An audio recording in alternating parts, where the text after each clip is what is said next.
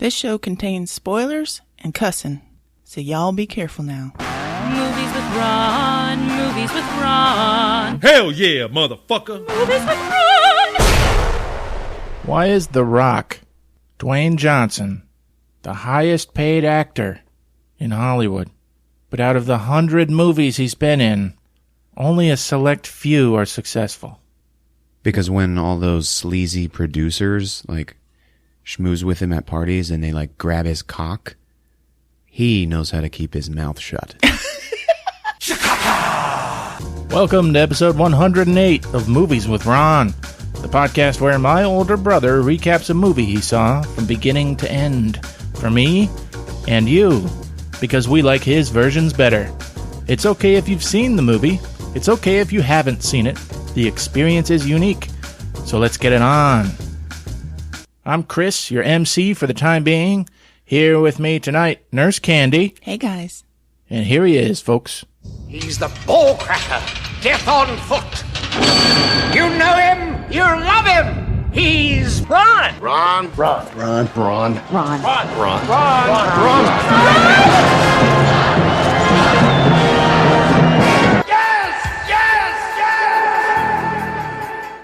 Hey, Ron. Hey, Ron. Hey, gang.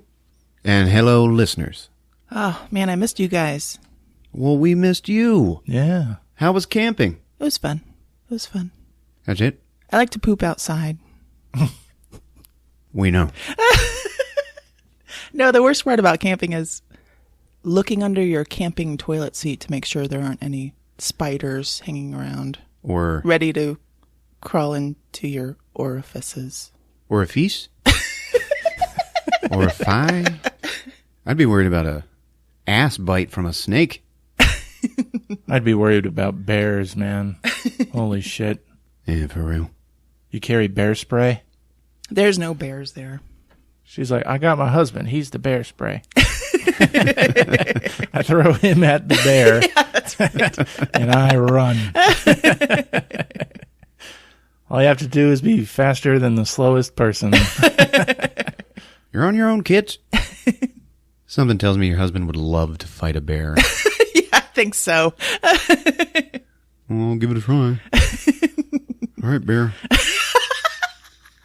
Come on now. You get over here. All right, as seen on Twitter, replace the full cast of any movie with Muppets, but keep one human actor. What movie do you choose and who do you keep? Who's ready? All right. I picked The Fly, the Cronenberg version. I would keep Gina Davis. I want to see Gina Davis make out with a Jeff Goldblum puppet. Yeah? And have a Muppet give birth to a Muppet maggot. I just want to see that. I think it would be good. Oh, nice. Muppet maggot. She would be screaming, but it would be so cuddly and soft and cute.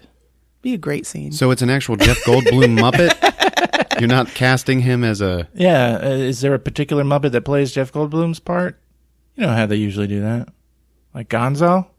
He's kind of got a Jeff Goldblum-ness That's true. air to him. Yeah, I like it. I like it too. There's that scene where Gonzo is like arm wrestling that asshole in the bar while he's eating a peanut butter Twix. Because when you got Gonzo, then you have the little shrimp man. The little shrimp Muppet.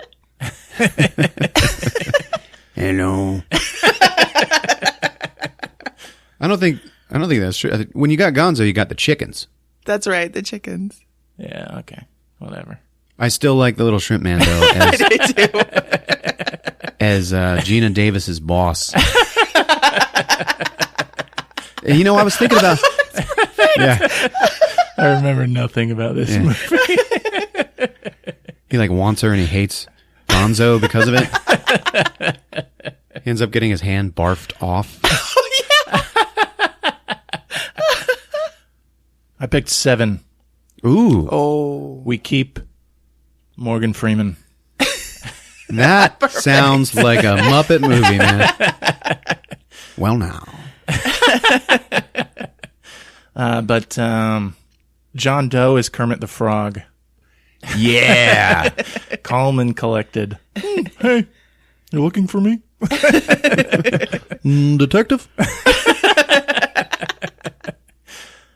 Brad Pitt's character is Animal. What's in the box? What's in the box? Because Brad Pitt in that movie, all he does is react to shit. Like, he doesn't know anything. All he does is, like, look disgusted and... Doesn't even have to talk, really. Yeah. I chose Requiem for a Dream. Oh, no. shit. And I'm keeping Jennifer Connelly. Jared Leto's part that's Kermit. Okay. Okay. He like loses his arm later. He's like in the hospital bed crying. And I was gonna cast Keith David's part as the Big Blue Eagle. Oh, it can't be anybody but him. Oh no. I'm thinking now it would be much better if he was Beaker. Oh, Jesus. He just like pushes her head down. He's like, meep. Meep, meep.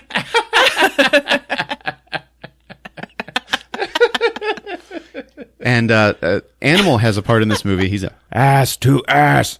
Ass to ass. Ah. Yeah. Well, Candy wants to see a Muppet maggot, but we got some maggots of our own this week, don't we? Yeah, well, larva, at least. It's Meet the Applegates. Yeah, baby. Oh. From 1990. Is this a dark comedy, Ron? It sure is. It's also a social commentary, if you will. Yeah. I say dark comedy because we used to say black comedy. I don't think we can do that anymore. Well, when I was in high school, we had a TV productions class. We had a black girl who her fad for a couple of months was Vampire in Brooklyn. That's a great movie, by the way. Which is what we used to call a black comedy, but it also happens to have an all-black cast. Yeah. She brought the movie in. I remember seeing it when I was younger. It's like, oh, that's a great black comedy. And I call them dark comedies from now on. There you go. But returning for the second week in a row, Ed Begley Jr. That's right, ladies and gentlemen. I felt like we didn't give him enough love last week. Yeah. We just ripped his arm off and sent him on his way. You know, he used to be the Los Angeles Environmental Commissioner. Wow. Then he realized how many trees were being destroyed because of all the paper they were using in the commissioner's office that he quit. He realized the hypocrisy of his existence. Well, I'm sure that solved the problem. But he's big on the environment, drives an electrical car, and apparently his utility bill is $10 a month. Wow. Yeah. And according to Greta Garbage in her Hollywood scandal toilet book she published, Yeah. he is very much well endowed. Oh, Lord. You can tell he is. Because of how many movies he likes to run around naked, but with his penis hidden. They're like, we want you to get naked. Don't worry, we'll hide your penis. And he's like, yeah, no problem, man. He did it in Amazon Women on the Moon. He does it in this movie. It's weird. Also, we got Stockard Channing in this movie. Yes, we do. I love her. Good old Rizzo. Also, Robert Jane, who was Melvin Plug from Tremors. Oh, yeah. Good old Melvin, baby. Melvin Plug. Way to go, dude. Written and directed by Michael Lehman, who also made Heathers. Yeah. Heathers was his debut, and it was like his Pulp Fiction of the era. Yeah, you could tell it was his opus. Yeah. He also made Hudson Hawk. Oh. And he says, the themes of global environmental disaster, consumerism, drug abuse, workplace sexuality, date rape, and gender identification are all still very much in the mix today. Yeah. He was ahead of his time. This is a very well put together movie. Mm-hmm. He actually never thought the movie would get made, but it didn't do too well. It was released in January, Uh-huh. which is like a graveyard for movie releases, or at least it was back then. And it was released the same weekend that we bombed Iraq. There you go. And people wanted to watch the news instead. So Meet the Applegates snuck by under the radar, and we are here to baptize the masses. Yes. All right, you Homo sapien scum. It's time to meet the Applegates on Movies with Ron. It's showtime. Bugs and dicks.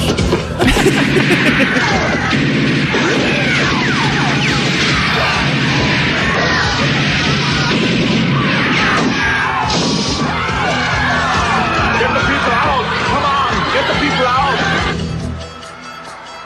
All right, so we start off with the rainforest in Brazil. And we got all this awesome 90s generic music going on. And right away, baby, meet the Applegates. And now we can see the rainforest is being developed, like bulldozed and cleared and stuff. And it's like, bum, bum. Oh, okay. So remember, strong eco-terrorist message in this movie. Yeah. Now we start to hear all this tribal chanting. We close in and we see some Peace Corps people teaching English to these indigenous tribes. And they're using Dick and Jane books. They're like, Jane sees Dick. Jane watches Dick. Jane see Dick. Jane wash Dick. And the Peace Corps people, it's a girl and a guy. The guy's like, oh man, this is cool. You know, like teaching him to wash dicks and shit. We see in the books there's also, you know, kids for Dick and Jane. There's like Sally and Melvin and a dog named Spot. So they finish up and the girl's like, oh man, I would kill for a pepperoni pizza. And the guy says, don't you think you're fat enough already? I mean, look at yourself.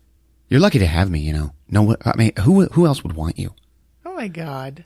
For real. It's horrible. Then the workers that are cutting down the trees, they all start running and screaming. And the tribes people are screaming too. Oh my God, what's going on? What's going on? He says giant bugs are attacking. What? And then, yep, they do. And we just see this in a point of view shot. And the camera's running towards people. And you just see antenna in front of it. And everybody starts screaming. So they all run away, and then this bug sees the Dick and Jane book on the ground and starts like leafing through it. There's also a Butterfinger next to it, and it's like, it's like turning the pages. And it turns a page, and we see Dick and Jane's house, and then it just fades into the real house. And the Applegate family is moving in. And they are Dick, Jane, Sally, and Melvin, along with their little dog Spot. And it takes place in the 80s, but they're very, very 50s-like. Yeah. Okay, like Leave It to Beaver Right. type people. And the neighbor from across the street sees him moving in. He comes over, and ladies and gentlemen, it is Otho from Beetlejuice. He's like, nice to meet you, Dick. Where are you from? You know, down south. They're moving boxes, and somebody drops one, and it's nothing but candy bars in it. It's a giant moving box full of candy bars. Well, look at that. Somebody's got a sweet tooth. You know teenagers. Yeah, I got one of my own. And he's like walking his big dog, Olaf. And he's like, well, I'd better get home before my dog fucks one of your kids. All right. Nice to meet you, Otho. He leaves, and Dick and Jane, they're staring at him. And Dick's like, creature seems harmless. Yes, but the dog, he could be a problem. Oh, canines disappear every day. No one seems to notice. Oh, God. Immediately you're like, oh. While they're talking, Dick just like eats a Butterfinger. So it cuts to later that night, and Dick is online in 1983 in his house. I don't know how that's going on, but he is hacking the U.S. Census Bureau, and he's creating identities for all of his family. Jane is studying, like Family Bazaar magazine. Most housewives prefer Tide. And she's like making notes. The kids are watching soap operas, and they are also taking notes. Okay, that's it. Our records are complete, and we are now an average American family hitting every statistical norm right on the nose. Now, drill! And they have to, like, say their name. Applegate, Jane, housewife. I met my husband when I was giving hand jobs in home economics. Sally's like, so-and-so, so-and-so. I kiss on the second date. And then Melvin, hey, yeah. I'm Melvin Applegate, and I like, heavy metal music. Yeah, heavy metal music, yeah. So here's a bunch of statistics. Now you study them, repulsive as they may be, but they will help us to know what's normal here in America. It's imperative that we create a believable cover while I infiltrate and sabotage the nuclear power plant. And then Melvin's like, oh, it's nuclear, Dad. What? It's nuclear. Lesson number 1. Most Americans say nuclear. Get it right next time, pussy. Yeah, okay. So it cuts to Dick at the power plant, and he's interviewing for, like, system debugging. He's a computer guy. Yes, Mr. Withers, I use the same system up in, I don't know, Baltimore. And I can debug anything. Yes, but this is a nuclear power plant, man, not a pocket pussy factory. Do you realize the danger of any slip-up? I understand, sir. Good. You can start tomorrow. Sally is in high school, and she's in phys ed. They're out on the field. Mm-hmm. And she's already made some friends. They're like, yeah, how's it going? Okay, yeah, cool. And the PE teacher, she's like, come on, ladies, let's go. Nice titties, move them. And then there's this football jock that sees Sally, and he's like, whoa. He comes over to meet her. It turns out his name is Vince, and he is Otho's son. Dad didn't tell me we had such a tasty new neighbor. And it's like, oh. Yeah. My name's Vince. I was voted the best hair in the class.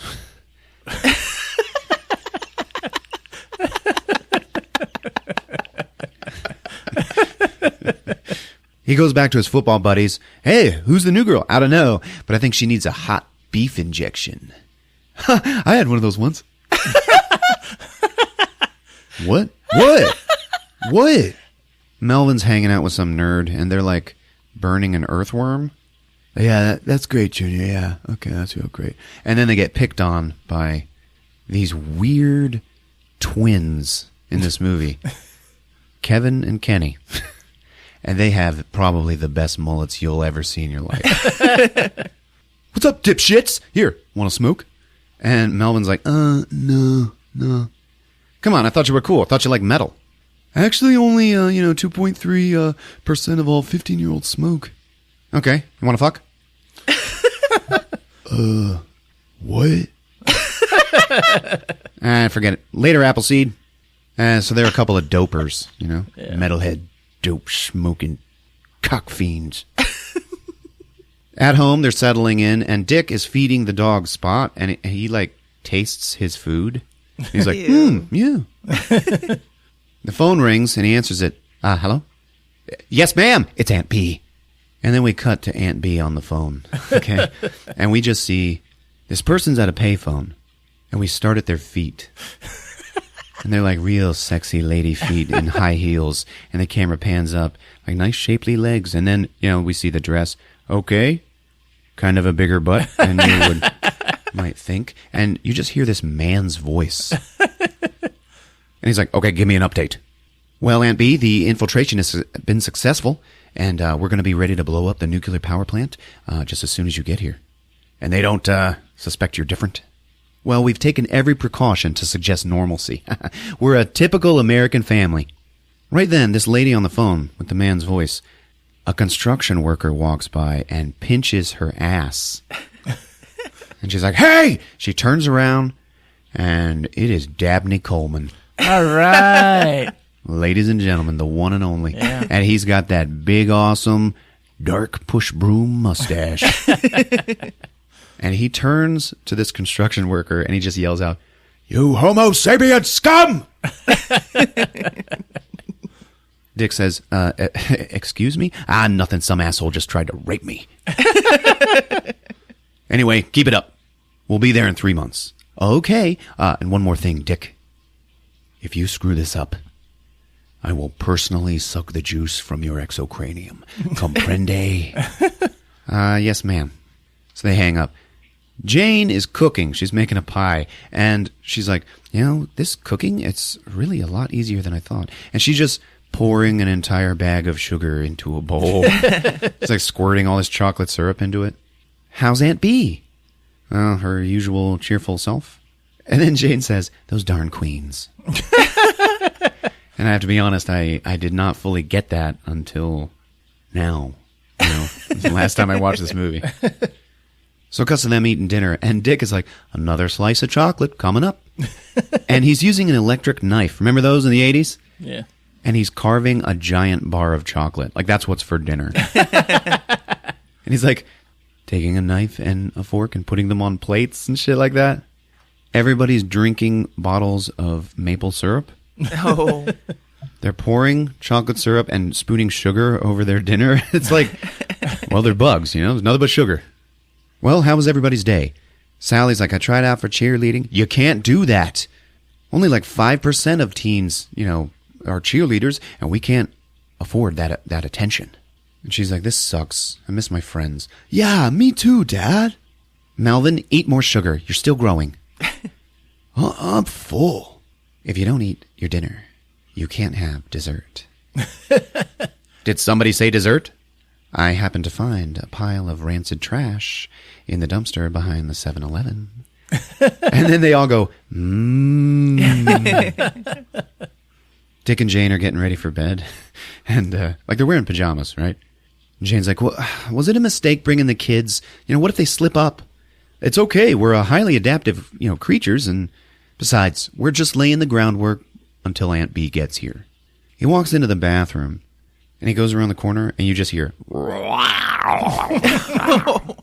She walks in. We can still see her. She's looking at him. Oh, Dick, you changed without me. I always forget how handsome you really are. She shuts the door, and you just hear, The next morning, Dick is like, all right, crawlers, rise and mutate. And then we see everybody waking up. All of their beds are empty. And one of them is like waking up inside of a cocoon in the upper corner of their room. And there's like, it just opens up. You see antennas come out. And everybody wakes up like that, right? So obviously they're bugs. Melvin's in science class watching a film strip about insects. And they're all like mating and stuff. And he's like sweating and he's hiding his boner. Yes, insects would be the world's sole survivors in the event of a nuclear holocaust.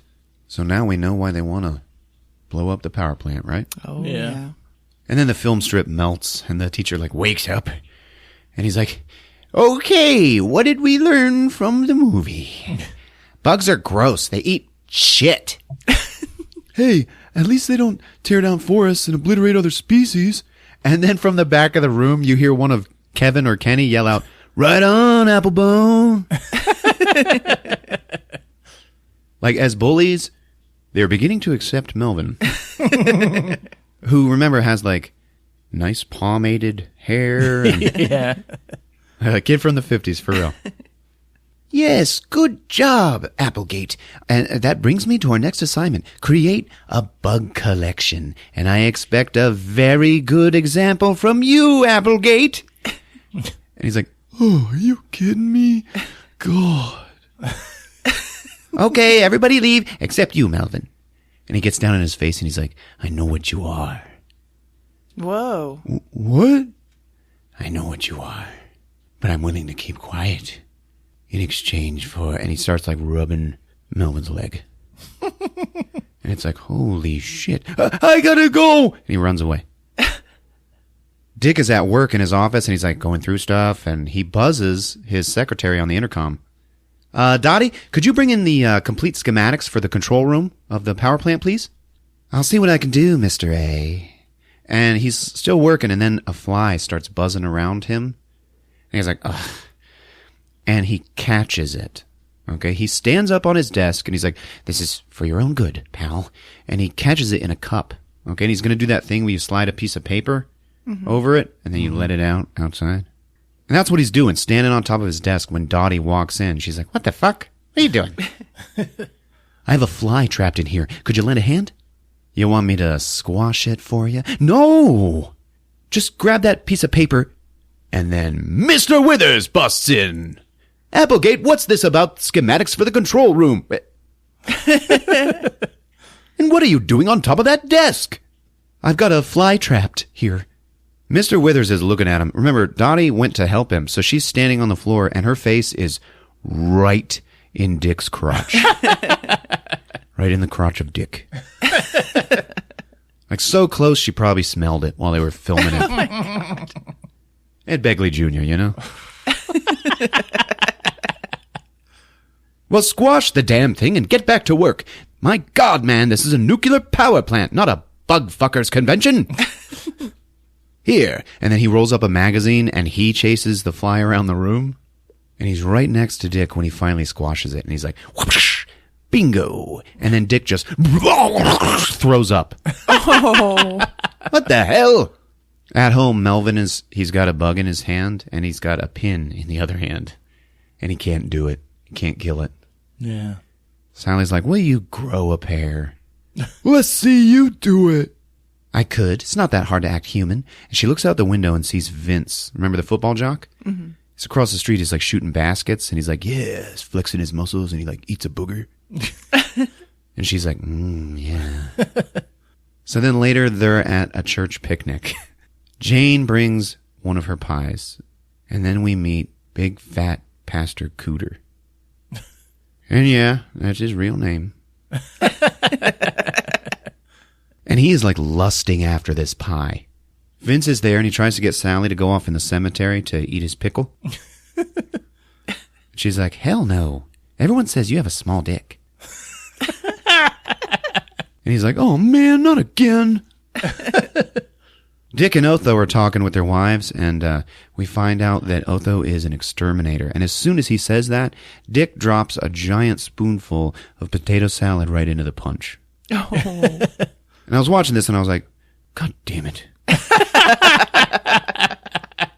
You know, at a church picnic, I'm like, I don't really want to eat the food, you know, because you know, I don't really like to eat food prepared by people that I know but don't trust. So really all I want is something to drink. If all they have is punch and this asshole dropped potato salad in it, you know, it's probably all hot. Yeah. And Otho's like, yeah, killing bugs. It's like a religion to me, or great sex. You know what I mean, Jane? And Jane's just like, nope.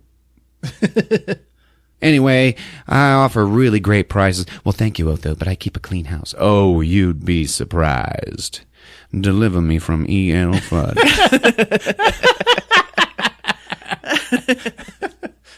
We see fat Pastor Cooter is like off eating the pie, and then he just throws it up into somebody else's plate. Oh. So I don't know if it was shit or just too much sugar. Why would he throw up if it was too much sugar? I don't know. No. It's like it was poop. Chocolate poop. Poop du jour. Anyway, Vince finally comes out into the open and forces himself on young Sally. And she bites him in the neck. Nice. And he's like, ah! Well, you asked for it. No, that's okay. I like rough trade. And they end up falling into an open grave. Oh. And their parents are like, oh, aren't they cute? And then we meet Opal, who is Mr. Withers' wife. And she's getting bug bites. She's like, oh. Otho's like, it's time to bring out the latest in high technology. Deliver me from E.L. Fudge. And he holds up a supersonic bug repeller. It's just like a little box. He's like, this thing emits a sound. You and I can't hear it, but if you turn this on, it drives those little bugs crazy. And he's talking about it, and he turns it on, and you can just hear, meow, meow, meow, meow, meow. He's like, yeah, you know what? They won't come within 1.5 miles. And then it just shows Dick and Jane, and we hear, Oh, God. and they're like, oh, yeah, that's great. Later at home, Sally's sneaking out. She's like, I'm just going to go to the mall. See you later. Well, take your brother. Oh, come on. He sucks. I'll do what your mother says, Pumpkin. Your brother spends far too much time in his room, you know, jacking off, masturbating, whatever they call it. I don't think that's very normal. So she takes him with her, and she dumps him off at some diner, and he's like, what about the mall? Get out, pussy. Well, how am I going to get home? Get out and fuck off. So he does. And, he fucks right off. And now we see where Sally was really going. She went to the gym, like the school gym, with Vince, okay? And she's just like sitting on a trampoline watching him shoot baskets. And he's like, yeah, this is a cool date, right? And this weird thing happens. He's got like this big, giant mosquito bite on his neck. And she looks at him and goes, what happened to your neck? He's like, a bug must have bit me at the picnic. And I'm like, that's it? No, we're not going to address the fact that it was her that bit him? Anyway, then he starts getting handsy with her on the trampoline. And she's like, no. She grabs his arms and she's like stronger than he expects. And he goes, all right, more rough trade. She's like, no, get off of me. And he's like, oh, come on. And this motherfucker date rapes her right there in the movie on the trampoline. Damn. And like we see her point of view. He's like over the camera going like, oh yeah, oh yeah. She's Horrible. Like, stop it or I'll make you stop. It's too late. And as he begins to come, she begins to morph into a giant bug. And her eyes like, they like blow up. They inflate. It's crazy looking. And she's like, Rah! Finally he opens his eyes and sees that shit. And she like wraps her big bug claws around his neck. He's like, ah! And yep, he is coming into a giant praying mantis. It's like, all right, some shit happening now. Here we go. Anyway, he finally comes and he yells out, Mommy! And then it just cuts to her having cocooned him. All right. It's just like this big ball of shit with his head sticking out the top. And he's like passed out, like he's sleeping or dead. And she hides it in her bedroom closet. The next morning at breakfast, she lies and says like, oh, I really went to the mall and Melvin just ran off. No, she kicked me out. Melvin, you exhibited very poor judgment walking home like that. You're grounded for 2 weeks, mister. What the hell? I hate all of you. Way to go, dudes. Dick gets a phone call and he's like, hello? Oh, shit. Okay. And just cuts to a town hall meeting. Turns out Otho's son Vince has been kidnapped. And Otho is on stage going like, and now no one here is safe. Because if this could happen to a good kid like my Vince, well, it could happen to any of your children. His wife's all crying. And then we got Sheriff Heidegger, okay? And he's like, now the most important thing here is to not become hysterical. Kevin and Kenny, they like pull Melvin aside and they're like smoking cigarettes under the bleachers or something. Melvin, you want to fuck? No. Okay, so you want to invest some money with us? You know, all we need is $200. Oh, no way. I can't make that money. Well, steal it from your dad. He'd excrete a brick if he found out. Besides, you guys, I'm grounded for 2 weeks. And they're just like, parents are pigs. Otho's on stage. Since the sheriff doesn't want to get involved, I guess we'll have to protect ourselves. Well, now hold on a minute. And then Jane's like, where's Melvin? Where's Melvin? Oh my God, where's Melvin? You know, there's a kidnapper on the loose, right? Yeah. So she freaks out. Just cuts to them driving home, and Melvin's like, 4 weeks? God! I'll ground you permanently if you continue to jeopardize the mission, pussy.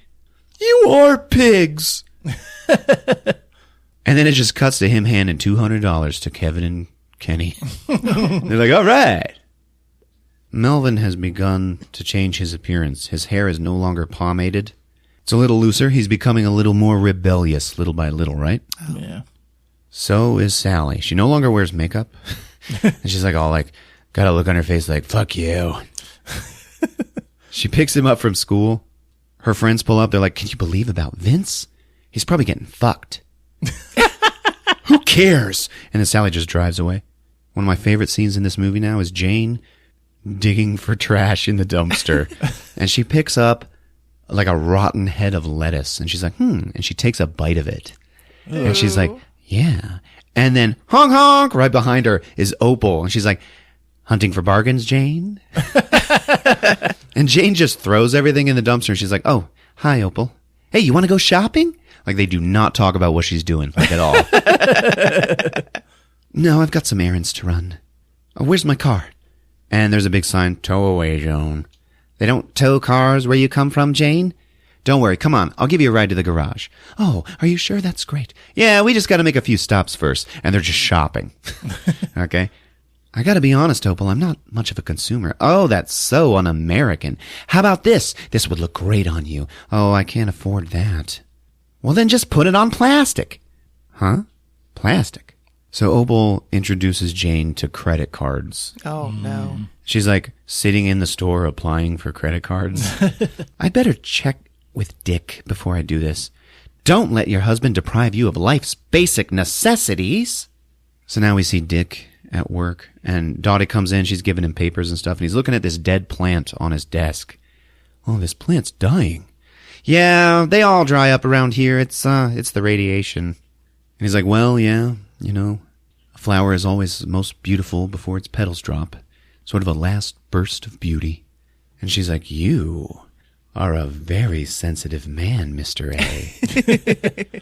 Well, I feel I should tell you, you know, sensitive or not, I am a married man, Dottie. And she's like, what the fuck? Do I look like a whore? I mean, you know, a little, but you're very nice. If you ask me, you're the one with sex on the brain. And then she just runs out, and he's like, fuck. Opal gets Jane drunk on grasshoppers, which Jane finds hilarious. She's drunk as shit. She can't stop laughing. She gets home later. She staggers in with all of these shopping bags. Dick says, where the hell have you been? Oh, it was awful. Opal made me wallow in decadent consumerism. I was worried. There's a kidnapper on the loose. Well, I'm sorry. Also, there's no dinner. There isn't a speck of trash around here. The kids and I had to eat the morning paper. Well, I said I was sorry. I don't know what else you want me to say. You know, how'd you pay for all this shit? And what the hell is that you're wearing? And she's like, do you like it? And he's like, no. Kevin and Kenny show up at Melvin's window. Oh, hey, guys, be quiet. You got my money? Nah, man, better. And they have this lunchbox that's just full of weed. And he's like, oh, cool. And he eats some. And he spits it out. They're like, nah, you dipshit, you got to smoke it. And then it just cuts to them all high as shit.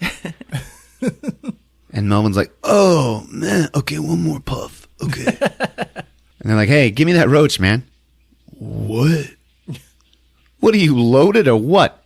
I don't feel so good. Everything's spinning. Oh, no. And he stands up and walks away from him and turns around, and he's like, oh. And then he turns around, and he's holding the roach from this joint in the tip of his bug claw. One of them's like, Melvin, do you want to fuck? Whoa, man, what the hell is that? And they both just start freaking out. This weed must be laced, man. Oh my God, this is some creepy shit. And then Melvin grows his antennae out of his head. He's like, oh God, oh, fuck. And then this big black chitinous bug dick just busts out of his jeans. Like, oh my God. And then the other one's like, yeah. And he is now full bug. He is a giant praying mantis. Like, oh my God, where's Melvin? That fucking mutant ate him, man. I think it's going to eat us now. Ah! And it just cuts to them both cocooned. And there's another town meeting, and the sheriff is up there like, all right. But now I'd like to instill a strict curfew, and I want you all to watch your neighbors. If there's anything strange about them, make sure and report it to me. Pastor Cooter is like, yeah, how are we going to afford to put the pictures of our little lost lambs on milk cartons? We need to raise the money. Otho's wife is like, why don't we put on a musical? And it's like, what the hell is happening here? And then Opal, she points at her husband, Mr. Withers. Dinky wrote a show. Don't embarrass me, Opal. It's called People Are Neat.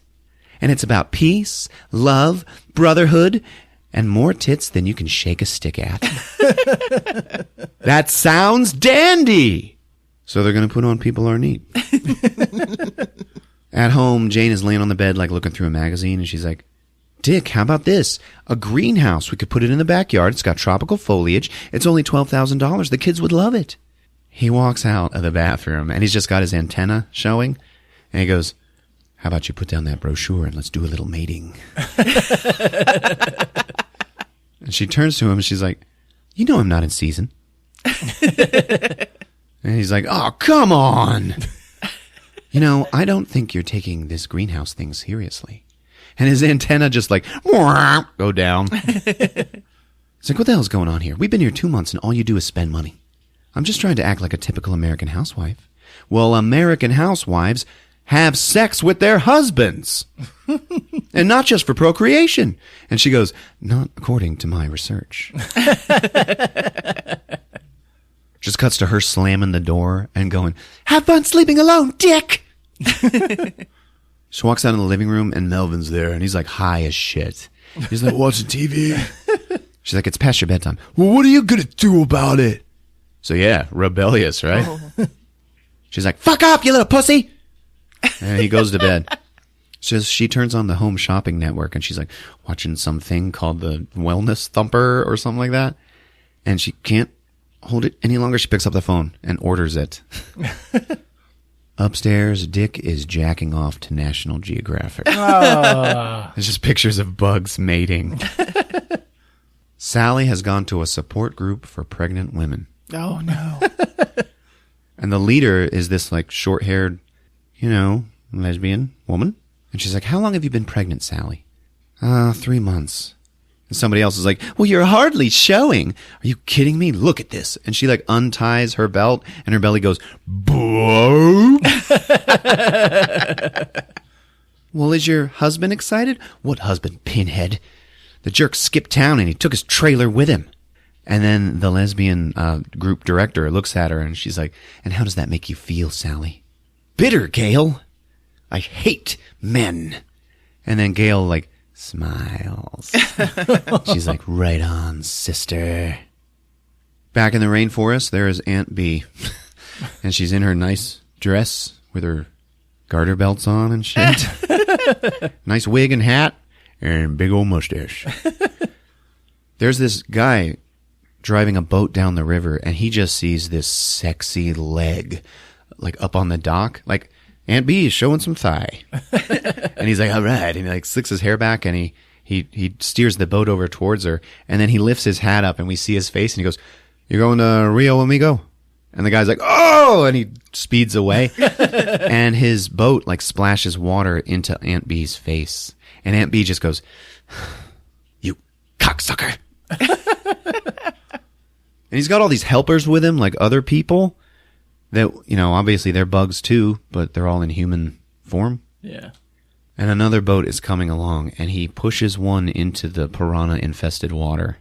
And he starts getting eaten. And Aunt Bee is like, oh, please, my child, please help me. Hey! My baby! I mean, my baby! Please help me! And the guy's like, oh, and he pulls the boat over, and then Aunt Bee just holds up this giant bug claw and knocks the guy into the water, so he dies too.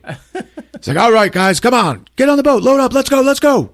They're heading down the river, and his helpers are like, I hate doing this. I heard that, Jorge. Those courageous Applegates, risking it all for our cause. And all you can think of is yourself. Come on, drones. Get this thing going faster. We see Jane buying more and more shit. Okay? She's like in the kitchen like, dun, dun, dun, dun, dun, dun, dun. And she's like dancing.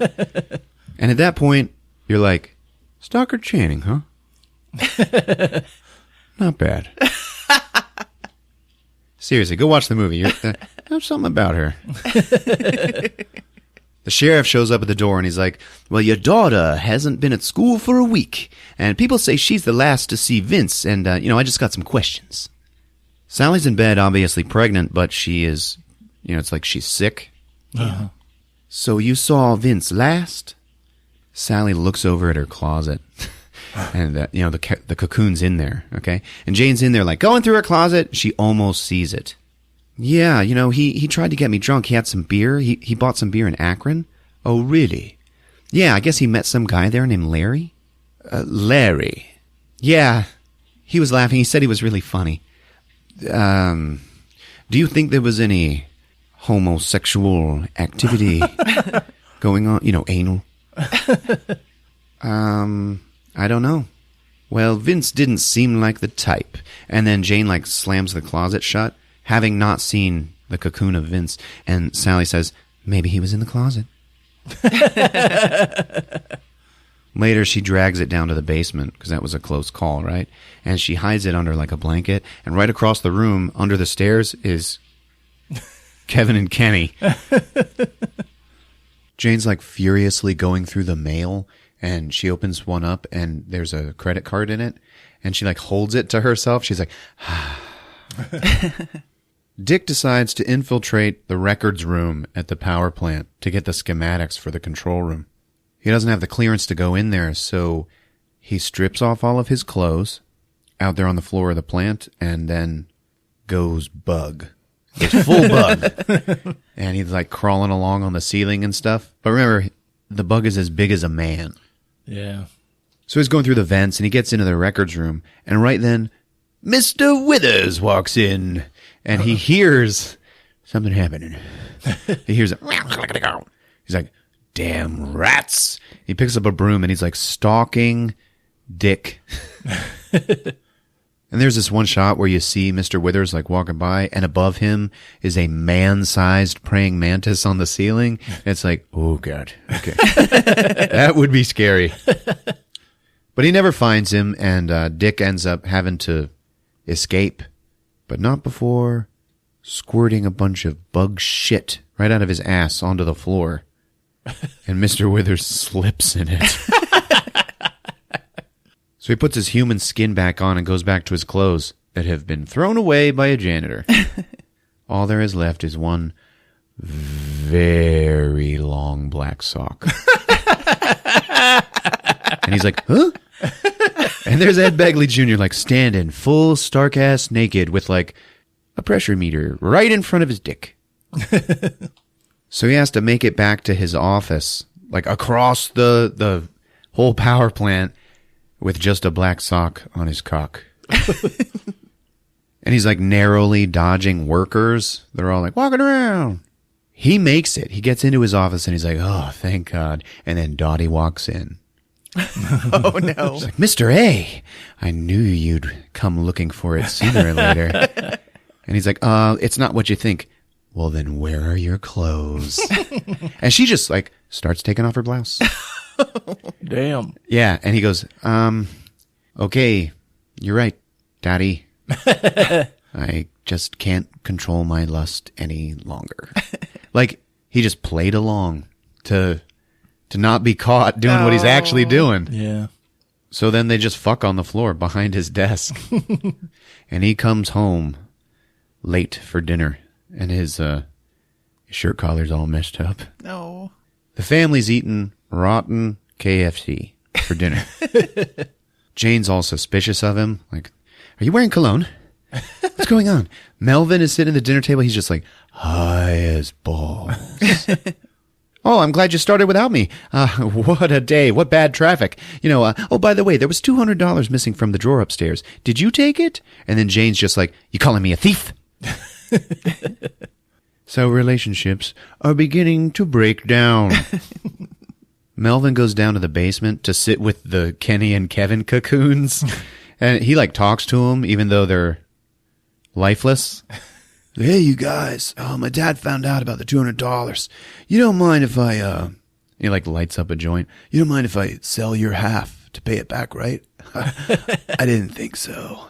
And he gets high and she's oh my God, I'm peeking. And then his antennae come out, and Spot is there. He's ruff, ruff. Just a cute little dog. And he's Spot, come here, Spot. And then he blows all this weed smoke into the dog's face, and then the dog vamps out into a bug. Oh, damn. Yeah, it's actually pretty cool looking. But this one flies. It's buzzing around inside the basement, and then it whoosh, breaks through the window and escapes. Ah! And Melvin's just whoa. The next day, Jane's outside, Spot! Spot! Otho hears her, and he's hey, what's this shit your daughter's saying about Vince and some homo in Akron? Oh, I don't know. It's just probably something Vince said to her. Yeah, we'll see about that. And he goes home, and his wife is like, did you ask them why she called Vince a fag? No, I didn't get a chance. Their dog's missing. Something really weird about that family. I just can't place it. And then his dog shows up, carrying a giant bug in its mouth. Oh. Like, here you go. He's like, holy shit, look at this thing. And it's wearing Spot's dog collar. He's looking at it, and then it like comes back to life and struggles, and then he smashes it with like a chair, and all of this goop just comes out. Oh. Jane gets a notice from the bank.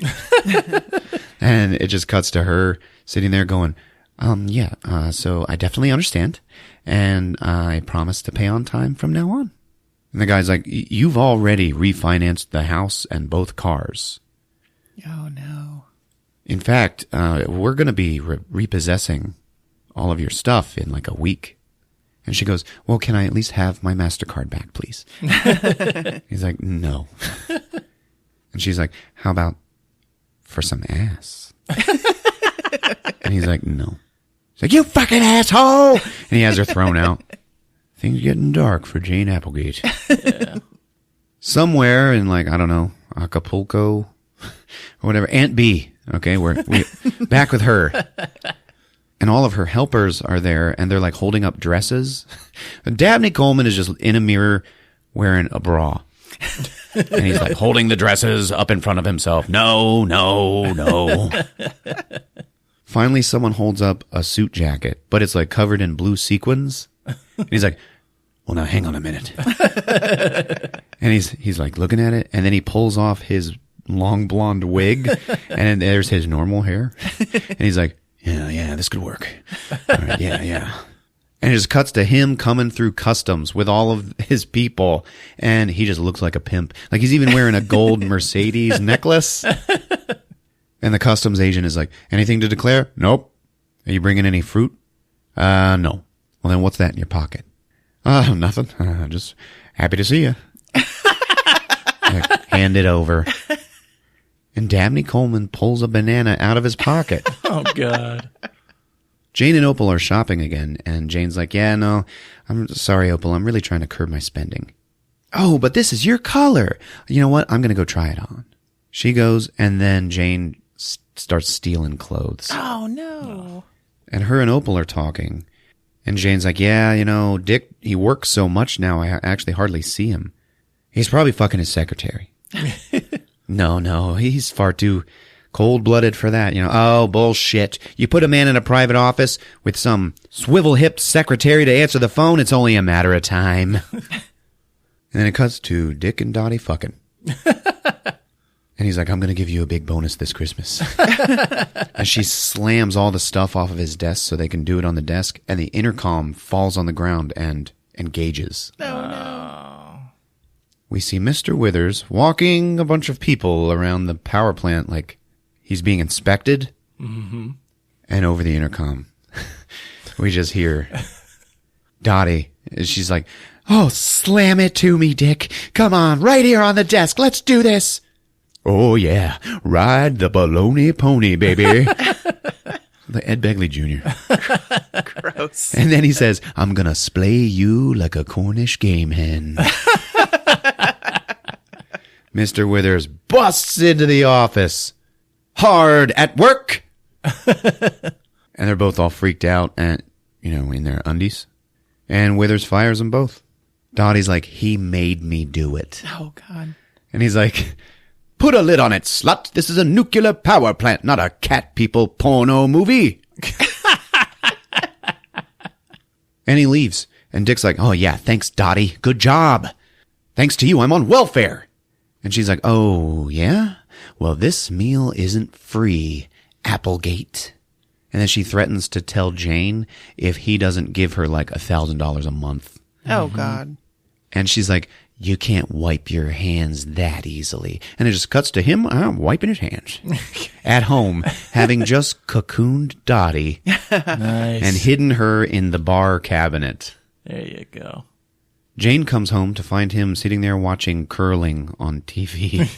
Like he took the afternoon off. And he's like, where have you been? And she just goes, Fuck off, I haven't spent a dime. Then she gets a better look at him, and he's got lipstick all over his face. Oh. And then she just breaks a bottle over his head. She's like, you son of a bitch! And he goes, what did I do, you crazy bitch?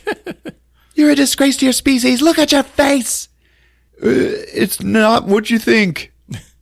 She's like, all you do is screw up. Get your fucking hands off of me.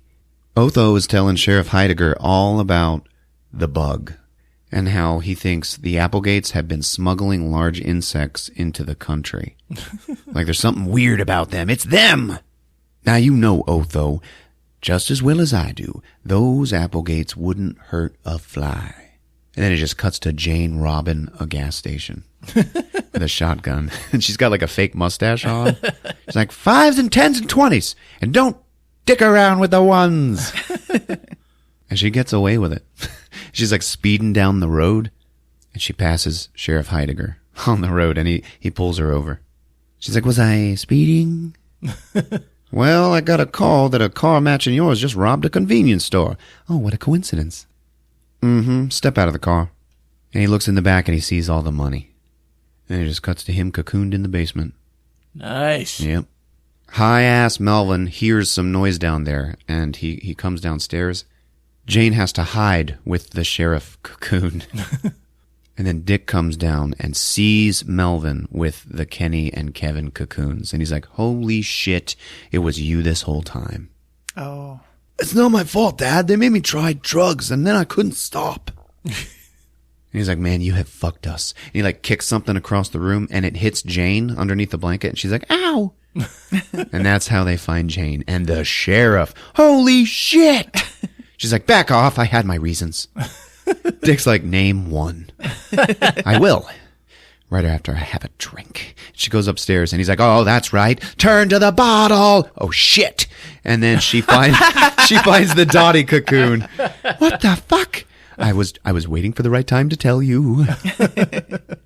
And then right then, vroom, vroom, outside, a motorcycle pulls up. And it's Gail dropping off Sally.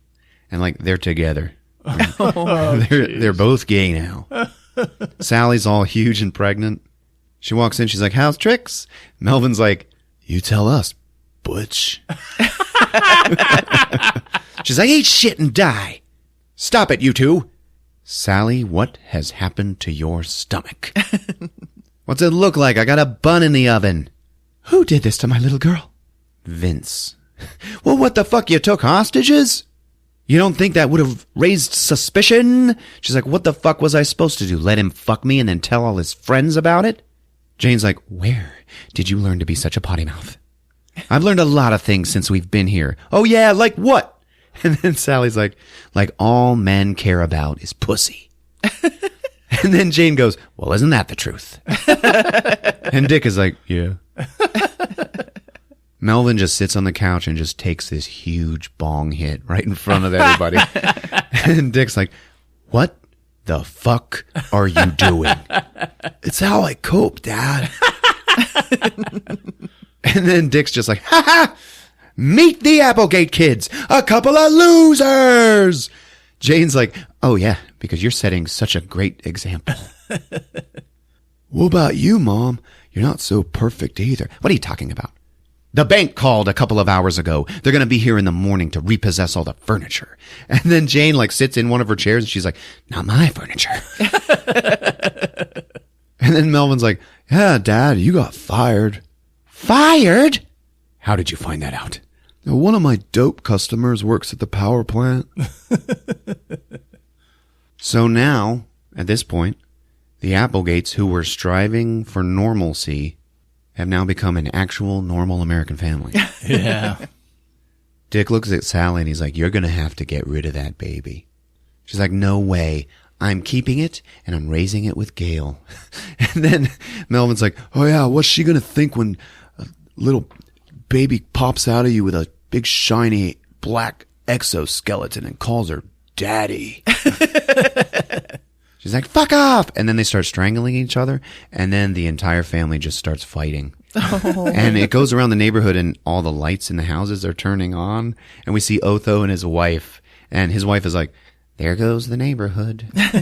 And Otho just looks up at the wall, and he's got the bug Spot stuffed and mounted to his wall. And he's just like, yeah. Aunt B is on the road somewhere in America, and she tries to call, and the line has been disconnected. And he's like, all right, fuck them. That's it. Let's just go. So it cuts to the next day, and all the furniture in the house is gone. And they're all just like sitting on the empty floor. All of a sudden, there is a knock on the door. They open it up. It's two guys. And they're like, are you the Applegates? Yeah. What do you want? We want to present you with an award. We work for Family Bazaar magazine. And you, the Applegates, have won the most normal family in America. And they're like, what does that mean? Jane's like, what are you going to do to us?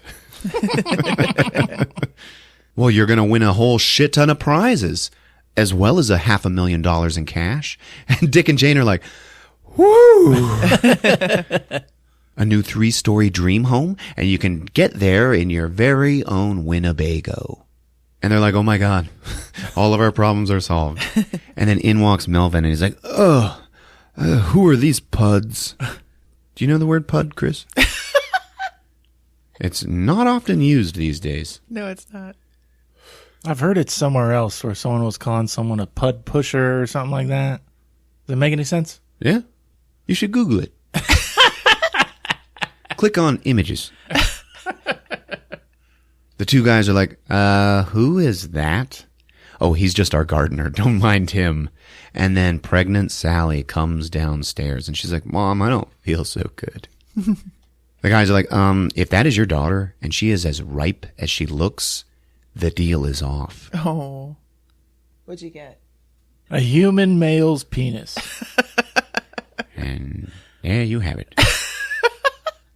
Nothing is more disgusting than the term pulling your pud for masturbation. There you go. It That's makes you what I heard. makes you not even want to masturbate. That's like disgusting. Fucking pud pusher. A lazy, useless, or very weak person. So these two guys are like, hey, where's all your furniture? Oh, we're redecorating. What's wrong with you people? You're supposed to be normal. And then Sally's like, hey, you want a fat lip to go with your fat ass? To this bald guy, and he's like, fuck you. And then they get into a pushing match. Like, no shit. And Dick's like, hey. And then this guy ends up pushing Sally down to the ground. She like lands on her butt. As she does, you hear, Oh no. and she's like, oh God, oh God. She goes into labor. Damn. She starts screaming and then pops out this jiggling white egg. Like a larva egg. It's weird looking, man. And it like bloink, bloink, bloink, rolls across the floor and stops at the feet of these two guys. And the bald guy with the fat ass, he just goes, ugh, and then stomps on it. Oh my God. And it goes, Jesus. Shit. and all of the Applegates are like, The two guys are like, you know what? Okay, I think we're going to be leaving now.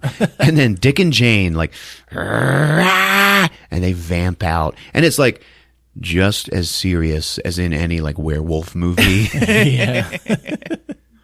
And the two guys scream, and it just cuts to them being put with the other cocoons. And they're all just sitting there, all the Applegates, they're like, man, what the hell do we do now? Oh, geez, if there was only a way that we could just get away, just so that we could just have somewhere to think. Hey, those two puds, they left an RV outside. We could go camping. Oh, get real. No, that's not a bad idea.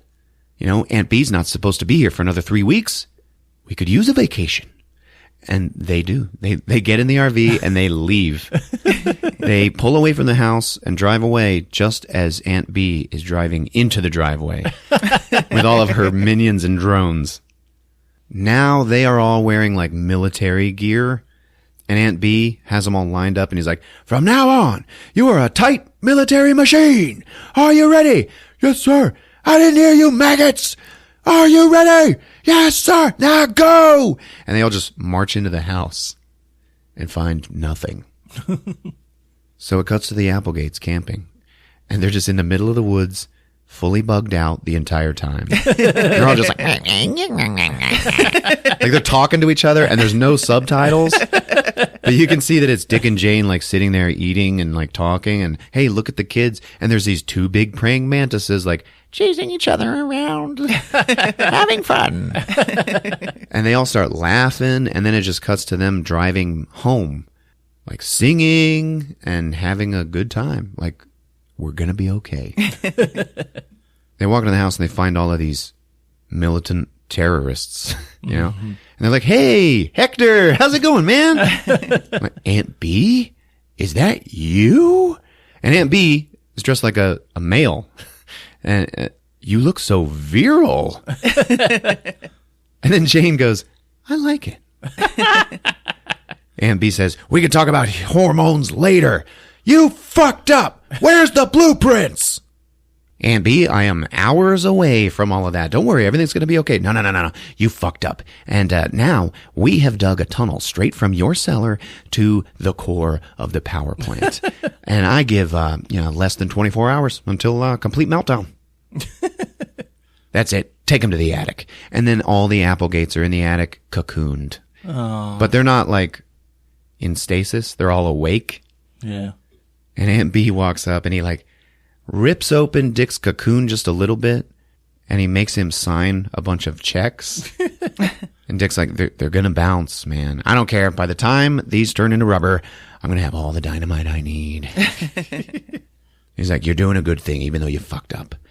You know, it's important that we all work together for the good of the species. And Sally's like, oh, please. Insect socialism only benefits one person, you. So get fucked, Aunt B. And he's like, you little bitch. That's fine.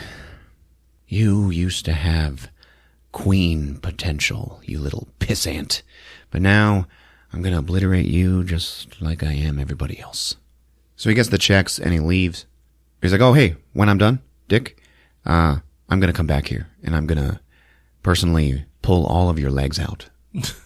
One by one. So he leaves and Jane's like, bitch. So it cuts to all of these drones. Now they're all full bugged out. They're big praying mantises just like digging through the earth like at lightning speed.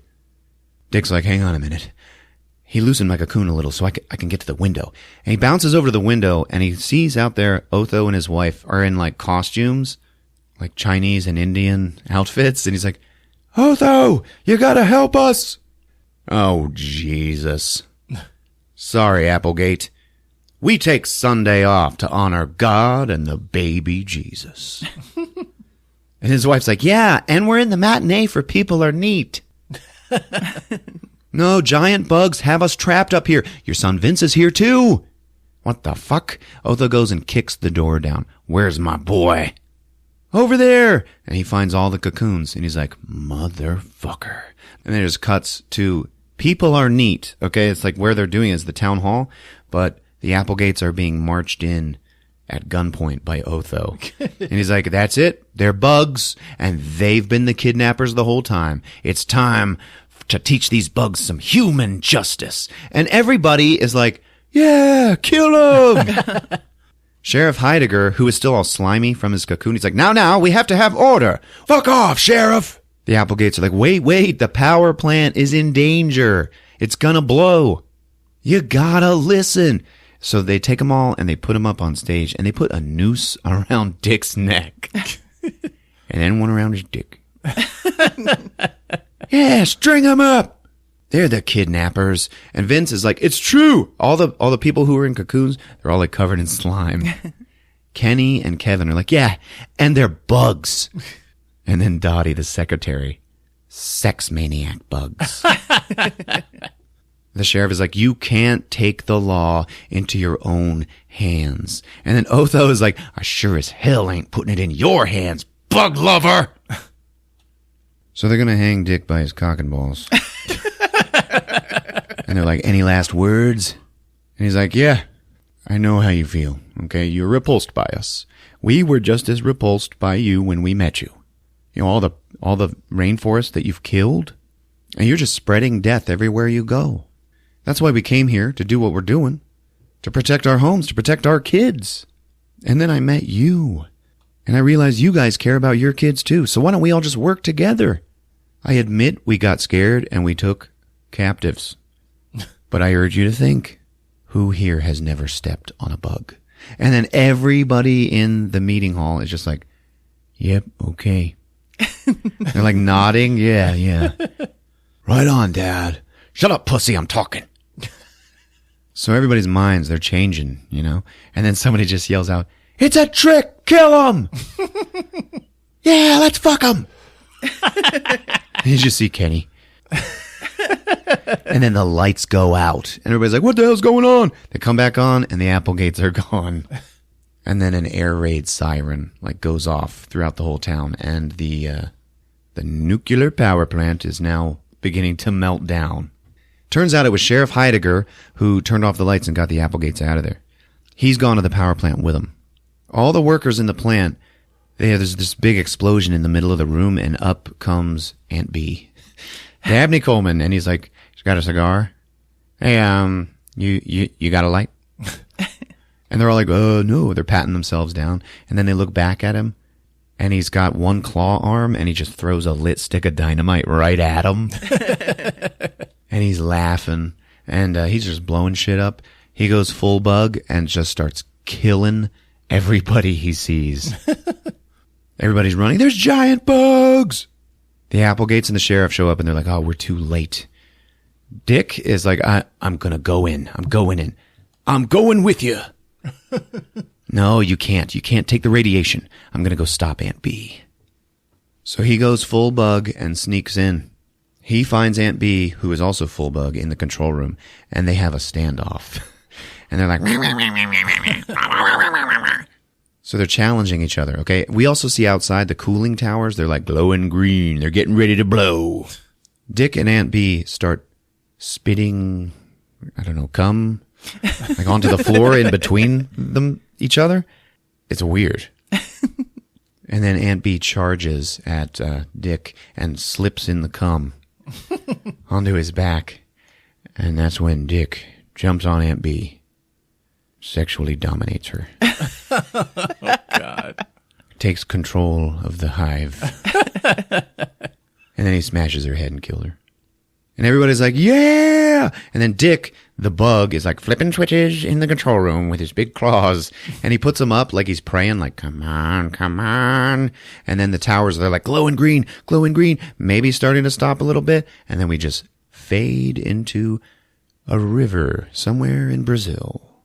And there's a tribesman rowing a boat with some Americans on it that he's guiding down the river. And we see that it is Opal, Otho, and Sheriff Heidegger. And they're like wearing safari clothes and like pith helmets and shit. Uh-huh. Are we there yet? And the tribesman's like, yeah. And then this giant bug like comes out of the bushes and looks at him. We're here to see the Applegates. Tell Jane Opal's here from Ohio. And the bug is like, wah! And it leaves. And then human Dick and Jane show up. And they're like all nice and showered looking, you know. And, hey, guys. Hey, neighbors. Fancy meeting you here. Is anybody thirsty? So they're walking them through their jungle camp. And Opal's like, I love what you've done with your home, Jane. You can call me Queen Jane now, Opal. And another thing, look at this. We're grandparents now, and there's like a big nest full of jiggly white eggs. Oh, can I hold one? And then Sally yells out, just don't drop it. I'd like everybody to meet my new drone, Ray. And it's just like a big bug. And he's like, So Opal's holding this egg when Melvin jumps out of a tree and he's like, hey, everybody! And it scares Opal so bad, she throws the egg way up into the air. And everybody's like, oh, shit. And Otho catches it. And it lands like right in his face and it's like jiggling. It's weird. But yeah, he saved a bug egg. And they're like, sorry, Melvin just got out of detox. Yeah, I've been clean for 3 months. As soon as we got home, we organized all of our insect friends into a non-violent protest group. We're called the BLO, the Blow, the Bug Liberation Organization. Yeah, we're completely nonviolent, except with you. What?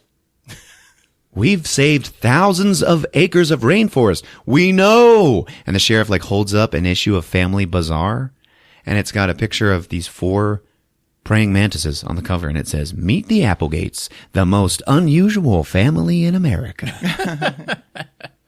We wanted to thank you for saving our town from nuclear meltdown. Even though some radiation did slip out, and they all take off their hats, and they're all bald. Oh. The sheriff is like, "We still want to help you save the forest." Ah, it's a shame all humans aren't like you guys. And then Otho's like, "Put her there, pal." And he's going for a shake. And then Dick unleashes his claw, and they enslave all 3 of them.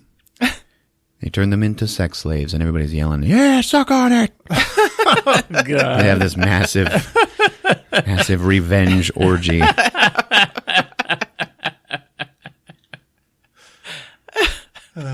And then it just fades to a sign on the side of a bus stop. And the sign is the magazine cover.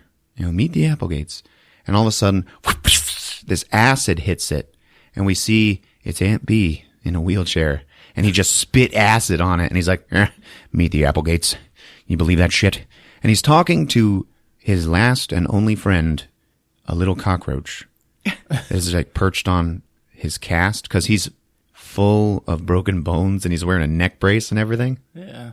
Yep. I guess it's just you and me now, buddy. Don't worry. We may have lost the battle, but we'll win the war. And he just starts wheeling his wheelchair down the street. What'd you say? Oh, yeah. We can take care of NORAD in about a day. You just get your little ass in there and push down that button. We'll have a whole new ball game. And he's riding away, and there's homeless people in the street that are like, "Hey, you got some spare change? Get a job, pal." They leave him alone, and we still see him. He's farther away now, and we just hear him go, "So, you hungry at all? I saw a turd back there. Looked pretty good to me." And then the credits roll, baby. All right. Good job, man. Yeah, good job, Ron. Thanks, guys. There you have it. Meet the Applegates on Movies with Ron. What was up with the teacher? What teacher? One who was feeling up Melvin. Oh, yep. Turns out when he was like, "I know what you are." He's going to extort sex from him for his silence. He had no idea that he was a bug. The teacher was just insane. And thought he knew what he was doing. Reminds me of Coneheads. Yeah, Coneheads. Yeah. Same fucking movie. Coneheads was a little brighter. Same exact movie. I was thinking, it makes me want to see a remake. Yeah. A TV series. Something Netflix would do. But then I was like, oh, they made Third Rock from the Sun. Whoever made that show saw this movie. Yeah. All right, replace all the characters with Muppets. Who's the human that sticks around? Aunt Bee.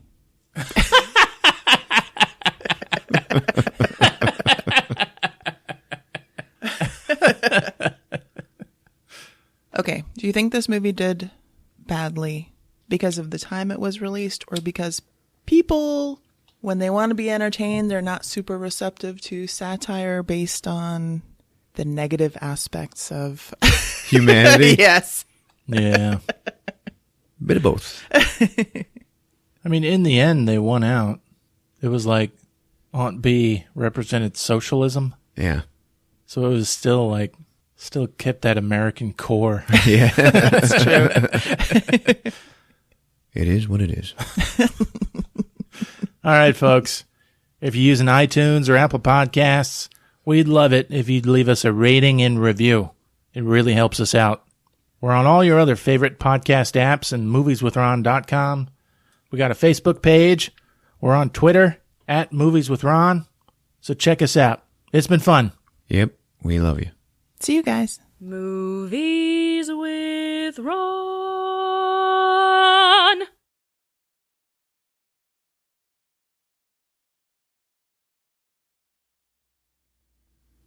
didn't take it out for the air. Waka waka.